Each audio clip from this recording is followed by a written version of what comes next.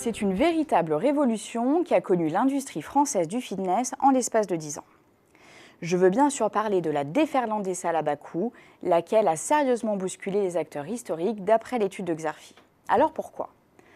En fait, ces concepts low cost ont contribué à démocratiser le fitness. Sauf que leur essor a fait chuter les prix, entravant ainsi la croissance du marché. Avec un chiffre d'affaires proche de 2,4 milliards d'euros en 2015, la France se hisse sur le podium de l'industrie européenne du fitness, derrière le Royaume-Uni et l'Allemagne.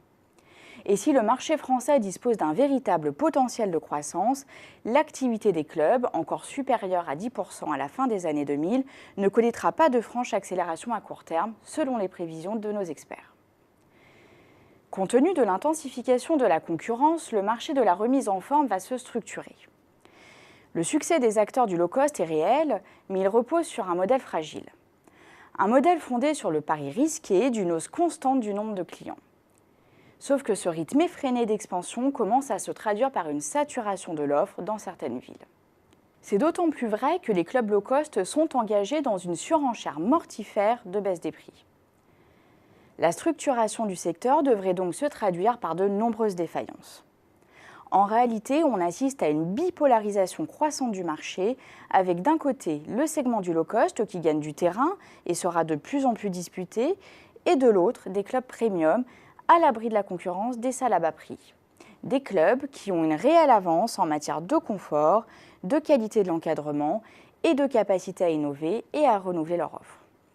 Entre les deux, les clubs milieu de gamme cherchent la parade. En clair, ils hésitent entre succomber aux sirènes de la baisse des prix et sortir par le haut. Pour compléter l'analyse, les experts de Xerfi ont décrypté dans leur étude les principaux axes de développement des acteurs du marché de la remise en forme. Des axes de développement comme par exemple la densification du maillage territorial, l'enrichissement de l'offre par des prestations ou encore l'adaptation de l'offre à une clientèle mouvante comme l'arrivée des seniors sur le marché du fitness. Quant à Internet et aux outils digitaux, ils ont largement investi le secteur du fitness. Mais il s'agit d'une révolution à double tranchant. Je m'explique. D'un côté, la technologie émerge comme un attribut essentiel de la proposition de valeur des clubs de sport et de remise en forme, avec les cours en immersion sur écran géant, les vélos connectés et autres casques de réalité virtuelle. De l'autre, les jeunes clients pourraient bien à terme se passer des clubs en raison de l'adoption massive de l'entraînement sur les applications mobiles. En outre, à l'heure du coaching en ligne, certains sportifs se lancent dans les cours individuels. Bref, le fitness n'est pas à l'abri de l'ubérisation.